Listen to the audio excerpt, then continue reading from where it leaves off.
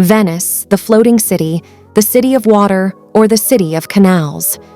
Venice is known by many names: the picturesque gondola RI through the Venice Waterways, or the towering St. Mark's Basilica. There's always that desire to see the city at least once in your lifetime, so if you've never been before, let's take a look at beautiful places to visit in Venice. Number 1, St. Mark's Basilica. Now this is the first place I reckon that you should head to, and by that far, the most epic church in Venice, the Roman Catholic Cathedral, is set in the heart of St. Marco Square, or Piao St. Marco, and it's been an important meeting place for Venetian and for US tourists throughout time. Even Napoleon once referred to St. Mark's Square as the drawing room of Europe, and most likely because of its wonderful tranquility. As you sit and observe your surroundings, the architecture is impressive, and the marble staircase is filled with incredible detail. You'll notice the horses of St. Mark that crown the main entranceway, stolen by Napoleon but returned in 1815. So this is a great place to start your adventure in Chiso, Venice. Number 2, Di Mar, Music. With its pointed roof and its brick structure, a 10th century campan is so tall that it was the main mark for boat captains to find their way home. Now this is easily seen even from when you land in Venice, especially as you head to St. Mark Basilica. It was rebuilt after crumbling in the 1500s, and it now has an elevator to take you all up to the top. This is the most popular bell tower in Venice, so it's better to visit it early during the day, though it can be quite a sight at sunset as well. It offers superb views of the city, and if the weather is clear, you can see the Alps in the town's distance. Number 3, Pat Dual. Now, one of the famous places to see in Venice, the Doge's Palace, is an immensely beautiful and gorgeous palace that's located on the bank of the Grand Canal. During the early days, it was the seat of the governor, the Palace of Justice, and the official residence of DOI. Now you will notice the absolute finesse of the Venetian Gothic architecture. The decor just sets it a class apart, and easily one of the best places to visit in Venice. So this is a great opportunity to get there early, roughly around $14. And then you come to the Bridge of Sighs, which was built in the 17th century. So the purpose of this bridge was to connect the existing palace with the new prison to be built on the other side of the canal.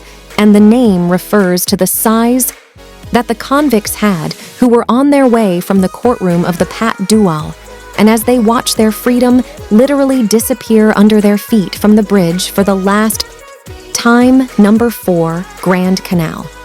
Now Venice has literally hundreds of canals that connect the various islands that make up the city, and the largest of which is the Canal Grande, a monumental canal that's more like a river as it passes from one side of Venice to the other and snakes through the Censor in a large Sen shape over 170 buildings, dating from as early as the 13th century.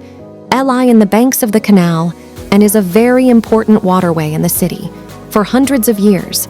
And only 4 bridges span the Grand Canal, so as generally people and, tourists travel along the canal, not over it.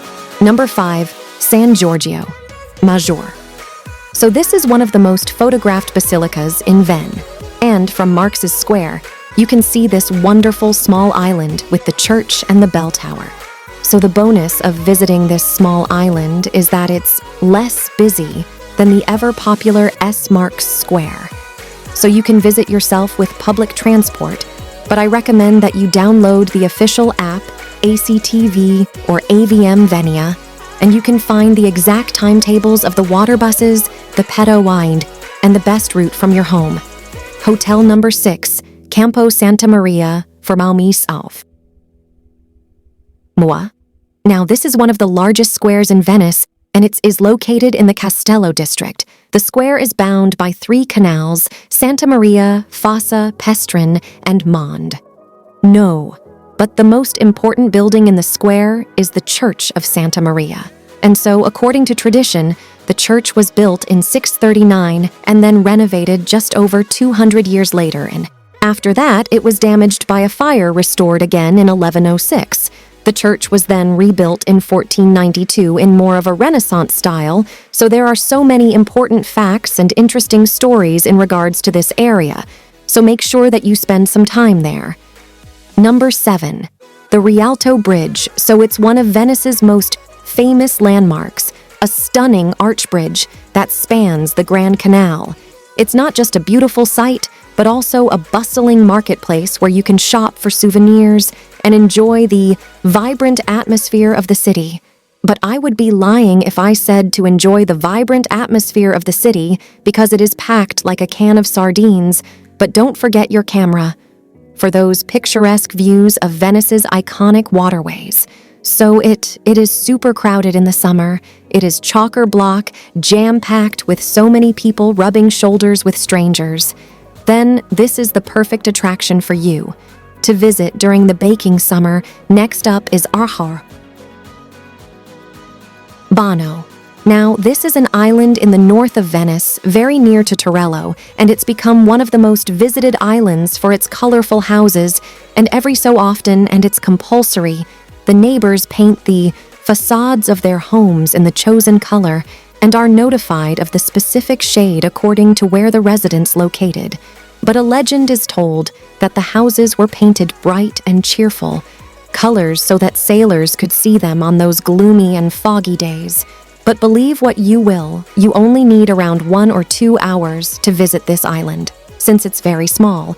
But if you want to keep exploring the Venetian lagoon and its islands, I highly suggest taking a vaporetto to Cello once you have visited the island of Gao Burano number 9, Murano. So now we come to the second island that you should visit to kind of get away from the main areas of Venice. And Murano is the second largest island in the Venetian lagoon, and it's world-renowned for its glassar, so it attracts millions upon millions of people every year to admire. It's glassmaking that has been going on for centuries, so it's a mix of 7 islands, linked by bridges and separated by 8 canals, and as I mentioned, famous for its glass, making its glass, products, mirrors, and so forth. So if you've ever wanted to buy me a gift on your next holiday to Venice, then this island is the perfect place to head. 2, and finally, number 10, a gondola ride. Now, if there's one thing that you should save your money for, it's this. Enjoying a gondola ride in Venice, I would say, is an absolute must. Drifting along the canals of a very romantic city. It's something that you should try at least once in your lifetime. As your gondolier navigates the waterways, you'll be surrounded by wonderful architecture and the gentle sounds of the water against the ancient buildings. For me, it's the perfect way to savor the city's unique charm. So whether you're with someone or by yourself, the ambience, that's truly why you would go on one of these. It's truly unforgettable. You see Venice's picturesque canals come to life in a way that only a gondola ride can offer. And there you have it, folks. Those were 10 top things to do in Venice, by the way. You can go to the Peggy Guggenheim collection. If that's your thing, there is a museum there of modern art. So if you are interested in that, you can do that, too. That's it for me. As always, be good, be kind, and be careful, because I have got to go to the Far East